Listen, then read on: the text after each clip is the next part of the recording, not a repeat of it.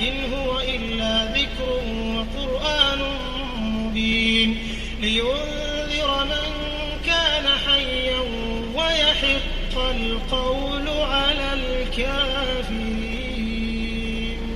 أولم يروا أنا خلقنا لهم مما عملت أيدينا أنعاما فهم لها مالكون وذللناها لهم فمنها